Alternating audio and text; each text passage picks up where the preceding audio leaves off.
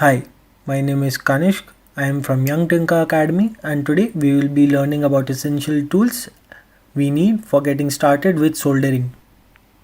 Firstly, soldering is a process in which we make permanent connections between the circuit or the PCB and electrical components to make a functioning device. So, the first tool for soldering is a soldering iron, which I have here. We use this to heat the soldering wire and melt it to make a connection between the electrical components and the circuit. This soldering iron can reach a temperature ranging from 200 degrees Celsius to 260 degrees Celsius, and in this model we can't control its temperature as this one doesn't have that function and can be at any temperature, which might not be suitable for some soldering functions. But there are also models with the temperature setting function like this one here. This model here also has a replaceable tip function which allows us to change the tip of the iron depending upon the type of soldering we are performing. If the soldering component contact area with the circuit is big, we can use a big tip, but if it is small, we should go with a small tip. Now, the next main component for soldering is the soldering wire. It is a thin metal wire made of a mixture of many different metals such as tin and lead, and it melts around a temperature of 190 to 200 degrees Celsius.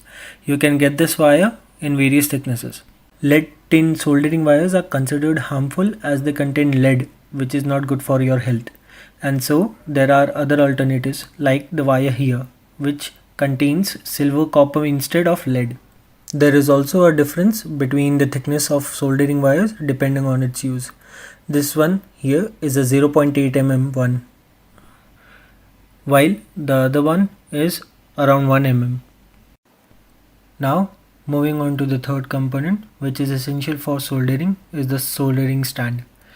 We use it to prevent the hot soldering iron from coming into contact with anything that can cause accidents. We need to place the soldering iron in the soldering stand as it might come in contact with things on your table and might either melt them or simply start a fire due to its extremely hot temperature.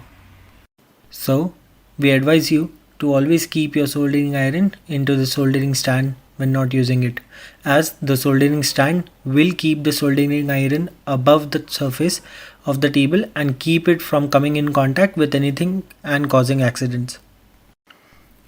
Now that we are done with the three essential tools needed for soldering, let's focus on other tools that we can use while soldering. This here is a brass mesh or brass wool, also called the soldering iron tip cleaner. It is used for cleaning the tip of the hot soldering iron when you are working. Since keeping solder on the tip for a long amount of time can cause the iron tip to deteriorate or go bad, we need to keep the tip solder free most of the time when we are not using it.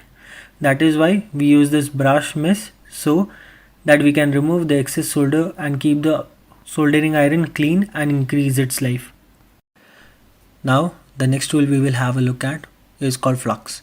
It is a gel-like substance which is spread over the silver pad on the PCB where the solder is usually put. Flux helps in both soldering and desoldering and makes the solder flow more smoothly. Flux doesn't allow the solder to ball up on the silver pad, making it less possible for unwanted bridges to form between two adjacent silver pads, which might ruin the circuit. Flux also prevents the PCB from burning from the high temperature of the soldering iron to a certain degree. Now that we have learned about flux, let's move on to the next tool on the list, which is the helping hand. Helping hand is a tool which holds the PCB in place while soldering. A lot of time the components are not exactly flat and may cause the PCB to tilt in a certain angle. We can't solder the PCB when it's not fixed as it might cause accidents like burning your hands. The best way to prevent such accidents is to use a helping hand which can hold the PCB tightly, and so here I am using my mini vise as my helping hands.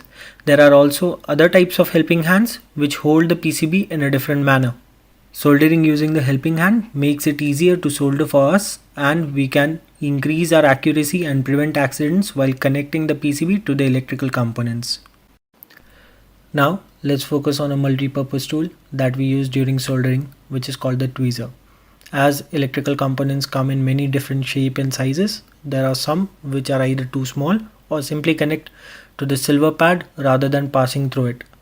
To prevent these components from burning your fingers while soldering and also making it harder to solder from their small size, we use tweezer in these situations. Many tweezers are made of metals which don't conduct heat that well, and so it is hard for them to burn you when they come in contact with the soldering iron.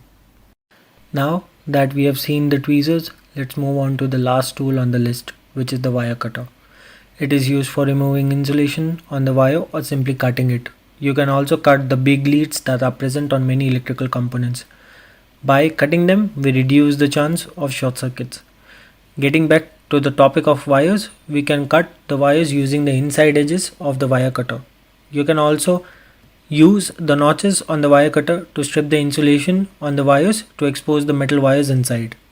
When not using the wire cutter, you can simply lock the cutter with a small mechanism present on one of the arms of the wire cutter. That is all for today, and we have covered here many tools used for soldering. There are many more tools to show, but they are not that important for now. Thank you for watching.